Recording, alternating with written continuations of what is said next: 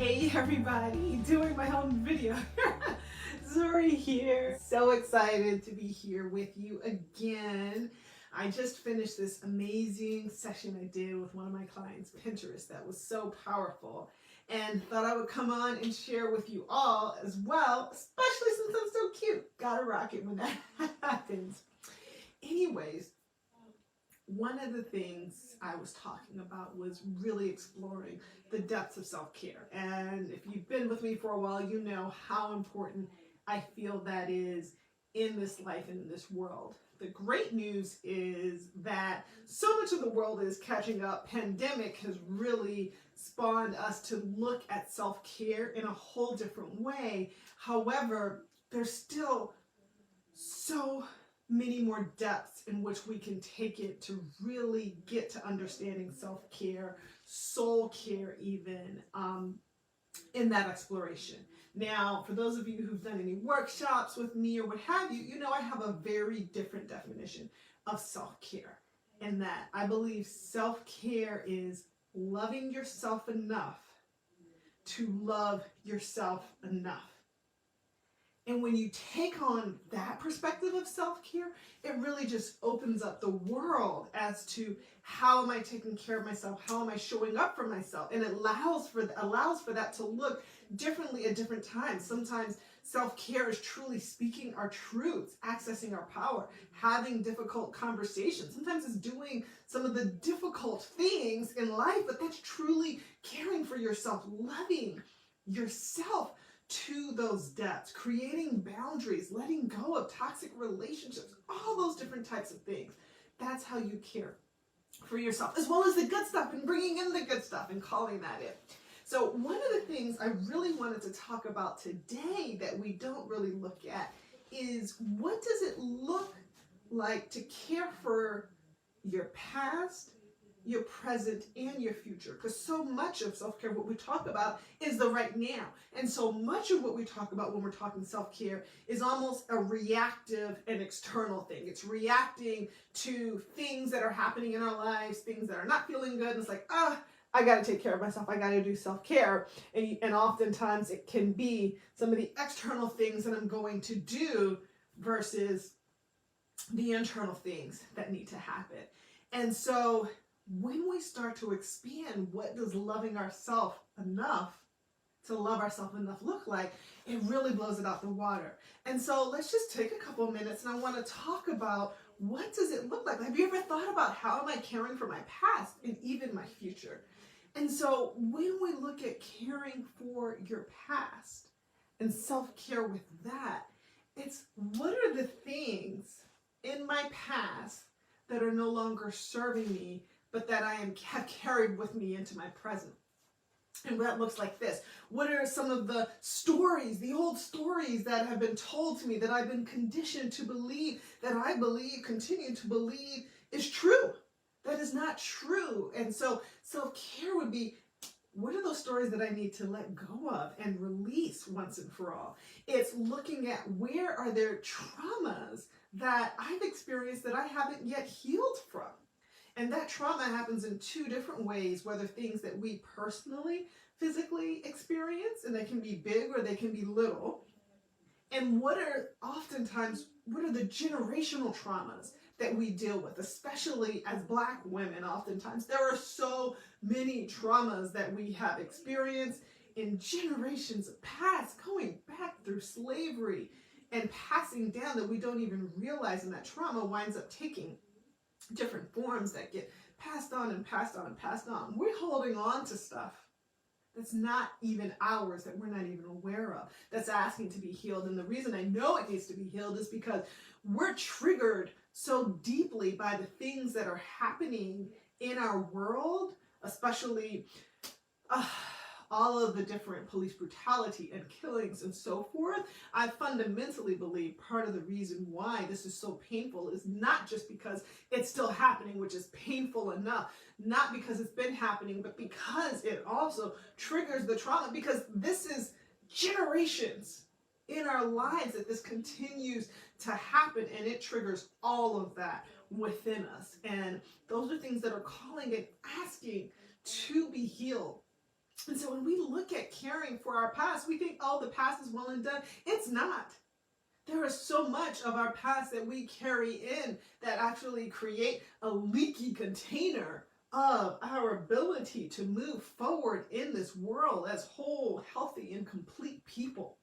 And it is time for us to really own the difficulties, the traumas, the past things of our past that we would rather leave behind, but it's calling for us to heal it so that we can move forward. And so that's a really powerful area in caring for yourself.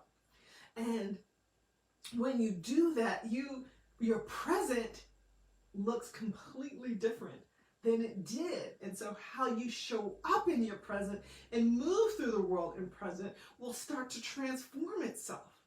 And I'm not going to harp too much on present self-care because that's what everybody talks about. We all look at how do we care for ourselves in present day. But I will say in shifting, I invite you to shift from looking at just the external things, which are all wonderful and things that you should be doing, into some of the internal things of what do I need to do internally with who I am in order to care for myself, in order to care what, how I see and imbue myself, how I love myself. And to think about presently, are you loving yourself enough? Because when I stopped to think about that years back, and I still have to check in on it, I realized the hard truth, I'm not loving myself enough. And I need to start loving myself enough, love and care for myself enough to love and care for myself enough to truly love myself in every part of me. And that's where that healing comes in, where I can love my traumas. I can love my ugly. And we all got some ugly sides that we'd rather push aside and pretend doesn't exist. But what happens when you embrace that? What happens when you accept that is part of you and you get to love all of yourself and bring all of it in? Just the same way for the moms out there, you love every aspect of your children. You try and love every aspect of your partner. You embrace all of it. But so often we don't do that for ourselves. And when we do that, it really starts shifting how we show up, the things we say no to, because that does not reflect honoring and loving ourselves, the things we call ourselves to then start to say yes to in our lives today, to be able to take the risk, to take the leaps of faith of the things that you're truly called to do because you love yourself enough to do it. You love your soul and your soul's calling, those things you were meant to bring into this world, enough to do it. And enough to forget all of the things where people may be hindering or trying to slow you down or dim your light. You let that go and honor you. When we're talking about truly loving and honoring you, that brings us to the third part, which is loving your future self. Who is that? What does that look like? That person, your future most expanded, best expressed version of you. You have got to start taking care of her now and honoring her and that part of you, that part of her who is in you right now. And how are you cultivating that? How are you giving yourself permission to dream outside of your boundaries, to dream to have more than you ever thought possible? Are you loving that person? Are you caring for that person? Or are you caring for your limitations? And my invitation to you is spend time caring for your potential. Caring for not just the who you were, not just the who you are today, but the who you can be, the who you are going to be, and the who you are called to be. Because the only way we enter into that part, the only way we create life is to start creating, and that means stepping into that. So often when we think about our potential, we look back and look at where we've been, or we look around and see what's around us. Stop that. Those are all fixed point data points. Does that make any sense? In the world of limitless possibilities, you can look back and be limited, or you can look forward and open yourself to the vastness of limitless potential And what does that feel like? And let me tell you, that's where it gets truly exciting and amazing. Little bit scary, yes, but that's just a new conditioning. We've been conditioned for our limitations. Why don't we condition ourselves now for our expansions, for our limitlessness, our invincibleness? And what does it mean to care for that part of you? What does it mean to show up for that? How would you start showing up and caring for yourself? What are the things you would start doing differently if you knew you could not fail? If you knew you had all of the support that you needed? How would you show up differently in the world then? And that's what's amazing. So I hope you've got some things turning with that. I continue to remind myself, because I continue, and I've truly made some powerful shifts in my life right now as I start thinking about caring for myself for where I'm going. I recognize some of the patterns, some of the things I'm doing in my life right now that are limiting myself, where I've got to shift things and taking care of my body and taking care of my soul so that I can grow and step into that person. And so I invite you to do the same and drop a line. Let me know. Give me a like if you're feeling me on that, and let me know, what are you looking to start taking care of for yourself in your past, in your present, and in your future. So sending all of you big love.